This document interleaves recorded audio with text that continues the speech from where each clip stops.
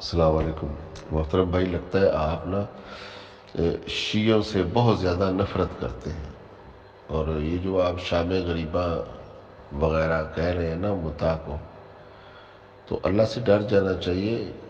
جس نسبت سے وہ ایک شام غریبہ کی بات کرتے ہیں، وہ ایک آخری رات تھی جب کربلا میں حضرت امام حسین نے اپنے اہل و عیال سے گفتگو کی تھی، تو آپ اس نسبت کو دوسری طرف لے جاتے ہیں۔ اللہ تعالیٰ آپ کو ہدایت دے۔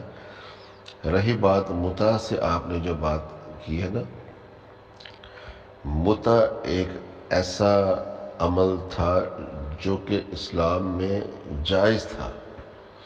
اب ہم اہل سنت ہیں، ہمارے ہاں وہ احادیث آ گئی کہ اس کو منع کر دیا گیا، بس ٹھیک ہو گئی بات، منع ہو گیا۔ الحمدللہ، معذرت۔ اب ہمارے ہاں تو یہ چیز ہو گئی نا کہ منع ہو گیا، ہمارے پاس روایت آ گئی، اللہ کے نبی نے منع فرما دیا، منع ہو گئے۔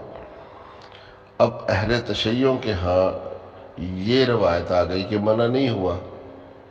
ہمارے اہل سنت کی کتاب و مسلم شریف میں موجود ہے کہ کئی صحابہ کرام اختلاف کرتے تھے کہ نہیں منع ہوا۔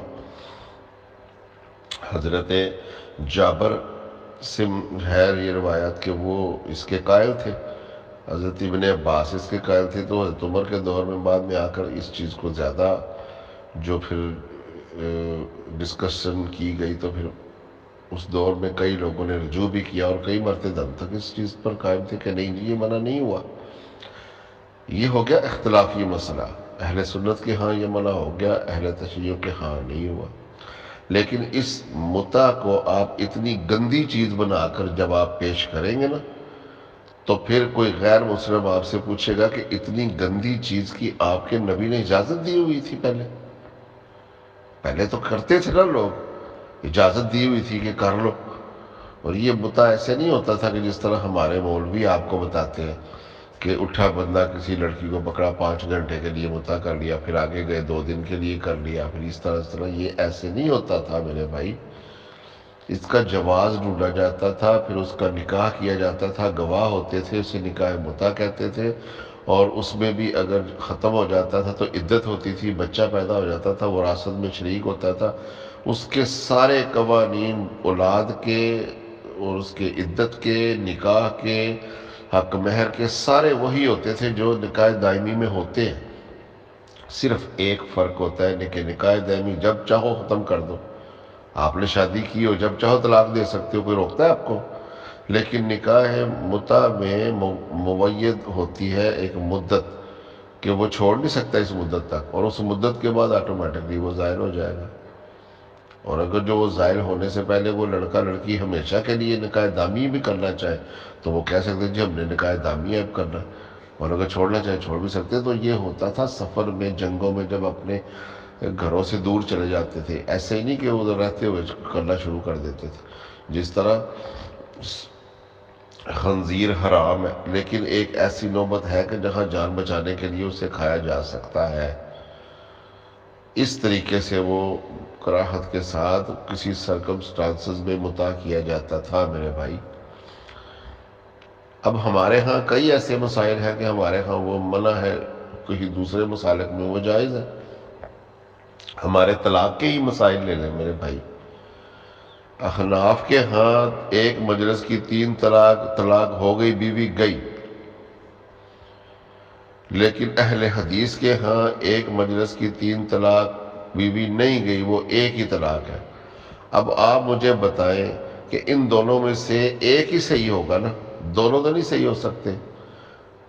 تو اگر جو سنیوں میں طلاق ہو جاتی ہے وہ بیوی چھوڑ دیتے ہیں، اور اہل حدیث نہیں چھوڑتے، سنیوں کے نزدیک، حنفیوں کے نزدیک اہل حدیث تو پھر زنا ہی کر رہے ہیں نا، کہ طلاق ہو گئی ہے اور لگے ہیں بیویوں کے ساتھ پھر بھی۔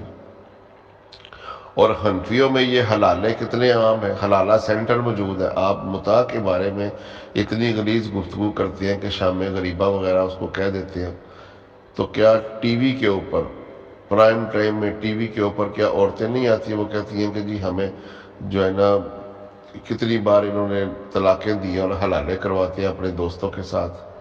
حلالے سینٹر کھلے ہوئے ہیں جہاں پر 10-15 ہزار روپے لے کر آپ کی لڑکیوں سے وہ حلالے کرتے ہیں اور پھر طلاق لکھ دیتے ہیں 2-4 گھنٹے استعمال کر کے لڑکیوں کو۔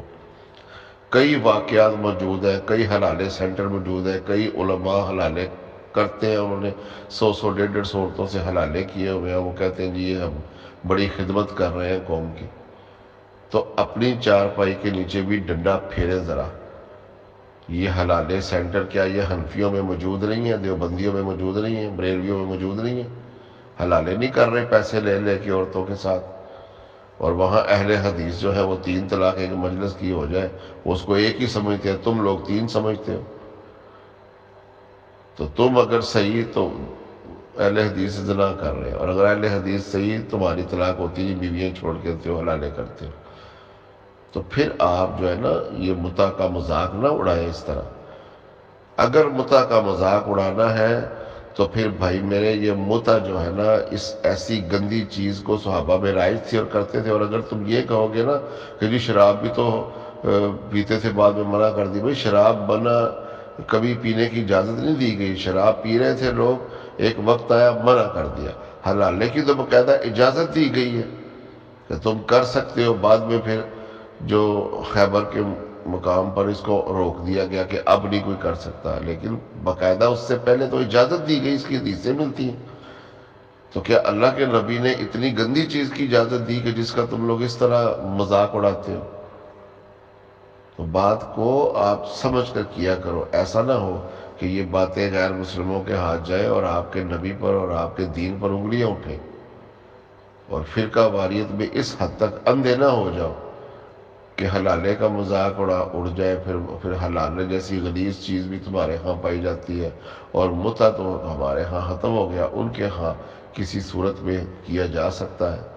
بس اس اختلاف کو ذہن میں رکھو، جی ہم نہیں کرتے، ان کے ہاں جواز موجود ہے۔ صحابہ کرام حدیثیں موجود ہیں، کبھی زندگی میں بخاری مسلم کھول کر بھی دیکھ لیں، صرف نام ہی پڑھا سیکھا ہوا ہے کتب ستہ کا، ان میں ہمارے ہاں موجود ہے کہ کئی صحابہ قائل تھے مرتے دم تک کہ نہیں متع جائز ہے۔ تو آپ مذاق نہیں اڑا سکتے آپ۔